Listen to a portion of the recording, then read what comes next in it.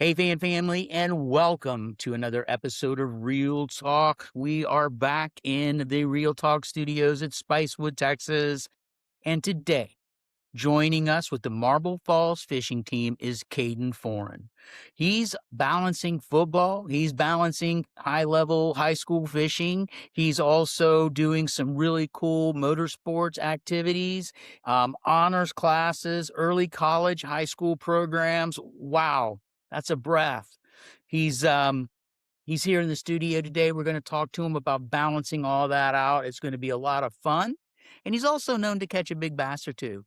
So if you like what we're doing, like, comment, and subscribe. And welcome to Real Talk.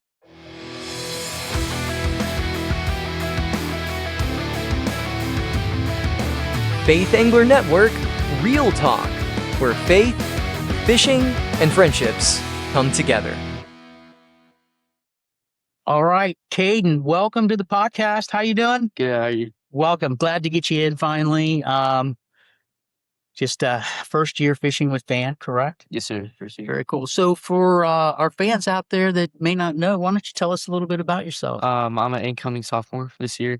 My track is to become a mechanical engineer in the future, and I love all my hobbies: fishing, motocross, football, all of them, and I just push myself to grow in each and every one. All right. So we know you can catch big fish. We saw that. We'll talk about that in a little bit. So you represent the Marble Falls high school fishing team. Yes, sir. Right? And that is, I think they just brought it back, right? It was been around for a while, but It was inactive for a couple of years. it was inactive. What's it like to be on the fishing team? It's very nice. I'm glad to be back. I thought we weren't going to have it for a long time, and then I heard that Mr. Hansen was going to bring it back, and it's just a great opportunity to go out and just go fishing and get closer to God and things like that.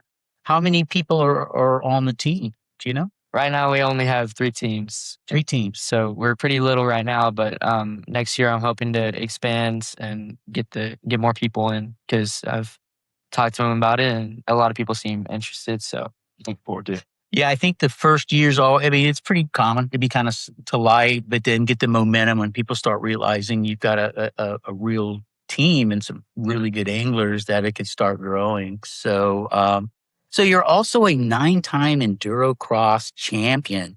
How did you get into that? And tell us about that. Well, my uncle and my dad used to race when they were little, and they just wanted to bring that to their children, and they wanted to bring that adrenaline and excitement to their children. And I raced when I was little, and through that I just loved it.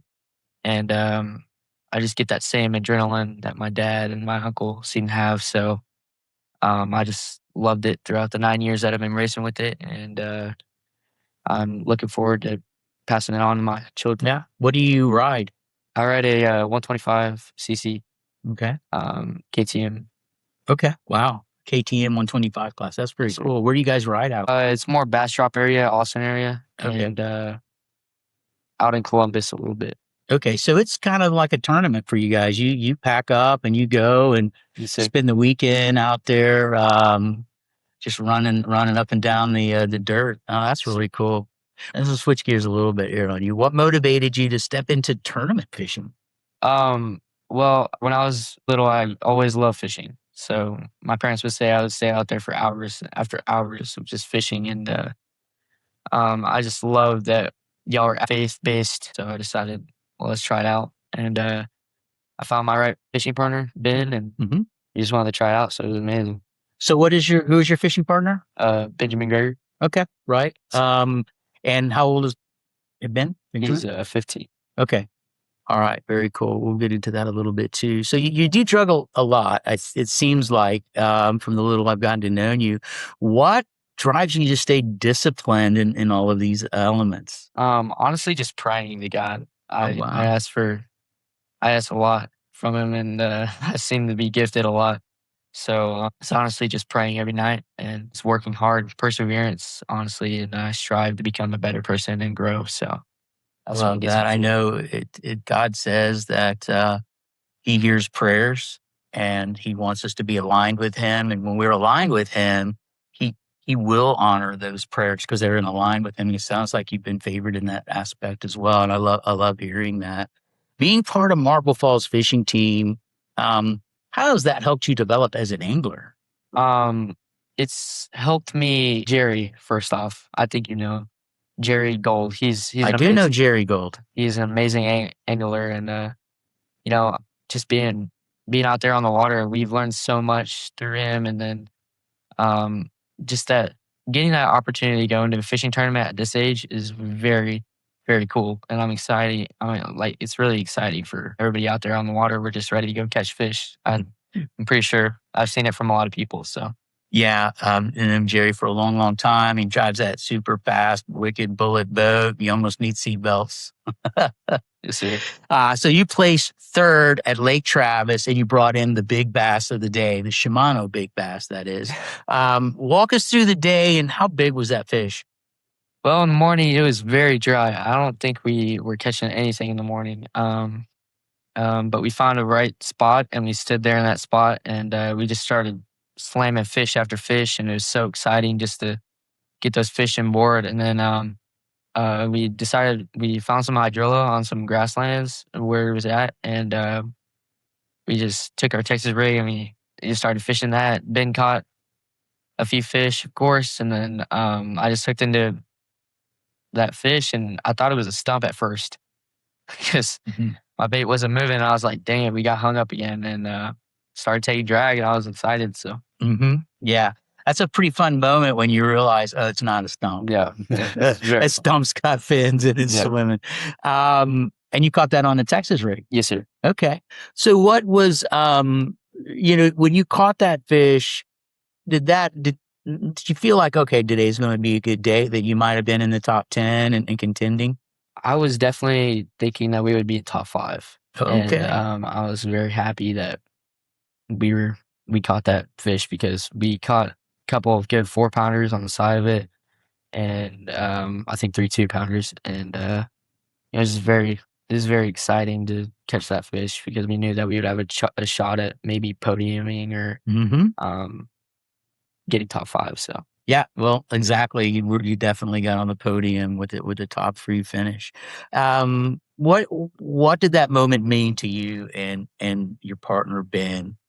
Man, it felt like all the hard work that we had just paid off finally, because after 5 tournaments we were kind of slowing down, and we were like, I don't know if we're gonna win one this year, and it was the first year coming back into it. So I mean, we weren't really expecting that we'd win one, but we thought we'd probably get high, or higher in the standings. But just catching that, it was a relief for us knowing that we actually caught something in the podium. And what was before that, your best finish in a tournament? Probably 12th. Our best finish was probably 12th. We've gotten top 20 a lot. Okay. Good. Just with the 5-bag limit, but that big bass definitely helped out there. That was I remember Lake Travis. It just seemed to be a great day to go fishing. I remember so many limits being caught, and so you bested a lot of teams that were catching fish too. So you had a better quality bag of fish. Yes, sir. And that's the key. And so how did you practice, or what was your target when you were preparing for the day? It was mostly just reset. I was thinking that we should just go win. That's all we're looking for, is just to get a solid finish. I was honestly just thinking get a bag, because most of the times we don't really get bags. And, I thought if we got a bag, then we would have been set for the day. But, that I was just ready to go out there and go catch something like we always are. And it was very exciting catching that fish. It was very popular. Yeah, and that got you the Shimano reel. So hopefully you've got that thing on a rod ready to roll. Yes, sir. And other than that, you qualified for the championship. Yes, sir. And how was that? We placed 12th, I believe, in a fishing tournament. You want to talk about the championship? I mean, I heard rumors it was kind of windy out there. It blew a little bit. It was very windy. We were probably dealing with some 4 foot, 5 foot waves out there sometimes, and we were just it was hard. The morning was pretty bad because we kept on getting snagged in these trees. We thought we caught a lot the day before practice sight fishing, and we tried the spots. We weren't catching anything, so we decided to try new spots. And I caught one on a bank. It was a nice 3-pounder, and um, Ben caught the other two that we had, and that was just our day. We caught Yeah, pretty well. it was a fitting championship weekend for sure. It was definitely. I know I was pretty wore out, and I wasn't even fishing, and it was just it was but it was a good weekend. It was good to finish strong. It sounded like you had a good finish for the season. So now we're going to talk a little bit about just balancing this whole thing out, because we talked about you're in honors classes, you're in early college, high school program. You play what position do you play football? Linebacker, running back. Linebacker and a running back. So okay, both sides of the line there. What does a normal week look like for you? Well, we wake up in the morning at 5. I have to wake up in the morning at 5, and then we head straight over to football practice at 6:45. That's from Monday to Wednesday, and then after I head straight over to my classes, and then we go throughout all the honors classes through the day, and after that, we'll most likely have afternoon practice. So we'll be practicing from, I believe, 4 to 5, and then we leave from there and get back home. Thursdays we'll have motocross in the same day, and then football right after is pretty busy, but we get through it. That's hectic. And you've earned AB honor roll, and you're an athletic recognition. What was the athletic recognition? It was just for highest tackles of the year for defensive. Just highest tackles of the year. Yeah, okay, no, that's not a big deal. Just highest tackles for the Marvel football athletic program. That's pretty good. Yeah. What's the key to managing all of that? Because you just threw out a lot of stuff. I'm tired, and I don't even know. You got to do it. Yeah. Honestly, it's just hard work and perseverance. I just make a goal and I accomplish that goal. And when I accomplish that goal, I make a new one. And it's all just about the future. I'm always thinking about what's next and then what I have to accomplish in that moment. So it's just hard work, and that hard work pays off, and you get rewards in the end of it. So how do you stay focused when things seem so overwhelming at times? Well, some nights I'll come home and I will lay in bed and just look up in my ceiling and ask God for help. And it's most of those nights I'll just stay still and stay quiet, and I'll do something productive. I'll go outside. I'll maybe go cast a few rods in the pond, or just take my mind off of things, and then it's just stuff like that. That's a really neat habit. I mean, your priorities, your goals, but understanding when to see God and to navigate these things when they get overwhelming. That's real impressive for you to be able to acknowledge that, and I think you've seen the benefit of that too. And so I think that's something we could all learn to do better. And I'm really happy to hear that that's your practice. So speaking of faith and purpose, so obviously your faith is clearly important to you. How has that shaped who you are today? Well, I think it's honestly just I like to help others a lot, and I was in the flood relief program, and through that I just wanted to go help. And when I heard it was an opportunity, and that flood was really big and it killed some very good people, so Yes. I just decided it would be nice to help and go out there, and my faith helps me accomplish that and work towards that. Well, we were talking about that. You've been involved in the youth groups, the church events, camps. And so what impact have those had in your life? It's made me choose the right friends. Totally. Did you hear that out there? YouTube people, say that again. It's made me choose the right friends a lot. And they say research has been done as top 3 or top 5 friends will stick with you for the rest of your life. And finding those top friends have helped me grow as a person. They push me, and they just work with me. I know that they'll have my back no matter what. So Yeah, I think that's an adult type conversation right there that you don't hear. And I think that is a testament to parents, but that is so true. I've often said, show me your friends and I can kind of show you your path. And sometimes myself included, kind of learned that the hard way. So I think there's a lot of really good lessons that you're sharing with many folks out there. Um, Now you're very competitive. I just mean, you're doing a lot of things and you excel in them. So you compete in football, fishing, and endurocross. What mindset carries across all three? it's the growth mindset. I believe throughout all of them, I think of myself as not satisfied with what I do, but I think of myself as something that I can improve on and grow on. And when I do that, I just have full recognition of myself. Like I know what I'm doing, and I know that I can improve on that. So let's go accomplish that. Let's make a goal, and then we're gonna go strive to improve. Yeah. A lot of pressure and that. How do you handle pressure, whether it's a big game or a tournament or a big match out in the endurocross? It's a lot of praying. I talk to God a lot, and I'm getting a theme here. it's reading the Bible a lot. I read the Bible quite a lot, and I get a lot of answers from that. I seem to every time I open the Bible, I can relate something with discipline in the Bible, and um, it's just asking God Yeah. for help, and He guides me. I'm a follower. Yeah, undoubtedly, again, very mature way of thinking, and I love that. And the other questions I have, I kind of have the same answer, but you know, um, how do you respond after a tough day? I mean, how do you respond to that question?